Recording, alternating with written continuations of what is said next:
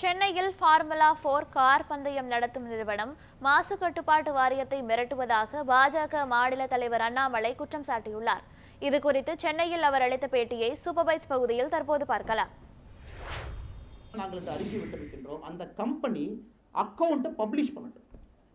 கடந்த 6 மாத காலமாக அந்த கம்பெனி உதயநிதி ஸ்டாலின் நேர்மைன்னு சொன்னா, திராவிட முன்னேற்ற கழகம் நேர்மைன்னு சொன்னா, அந்த ரேசிங் ப்ரொமோஷன் கம்பெனி நாங்கள் இதோட பேன் கார்டு நம்பரோட கொடுத்துருக்கோம்.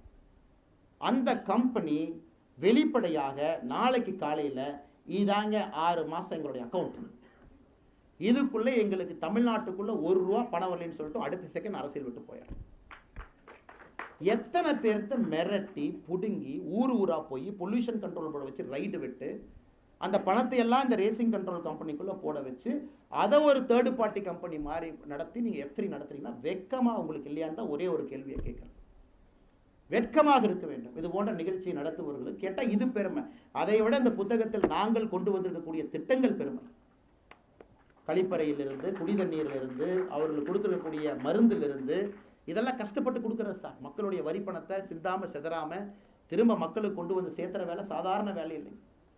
அர்த்த சாஸ்திரத்துல கௌட்டில்யா சொல்றார், கரப்ஷனை டிஃபைன் பண்றார் கௌட்டில்யா. அதாவது ஒரு தேனை எடுத்து ஒருத்தர் கொடுக்குறாரு, கையில கொஞ்சம் தேன் ஒட்டி இருக்கும், அதை நக்கி சாப்பிட்டா அது கரப்ஷன் இல்லைங்களாமா. கரப்ஷன் டெஃபினிஷன் அர்த்த சாஸ்திரால கௌட்டில்யா சொல்றார். அதனால அந்த பணத்தை ஹேண்டில் பண்றவன் கொஞ்சம் அதை சாப்பிட்டுக்கலாம், அதெல்லாம் ஓகே. அவனையும் சாப்பிட வேண்டாம் நீ சொன்னீங்கன்னா கவர்மெண்டே நடத்த முடியாது. ஆனா கௌட்டில்யாவையே தோற்கடித்து தேனாக இருந்தாலும் அதை வலிச்சு அதை அந்த பாத்திரத்துல போட்டு நாட்டு மக்களுக்கு கொடுக்கக்கூடிய ஒப்பற்ற ஒரு தலைவர் இருக்காருன்னா பாரத பிரதமர் நரேந்திர மோடி. இவங்க நம்ம கிட்ட ஊழலை பத்தி, ஜனநாயகத்தை பத்தி, ஹியூமன் ரைட்ஸை பத்தி இவங்க பாடம் எடுத்துக் கொண்டிருக்கின்றார்கள். அதனால் பத்திரிகை நண்பர்கள் இருக்கும்போது இந்த செய்தியை சொல்ல வேண்டும் என்பது என்னுடைய ஆசை.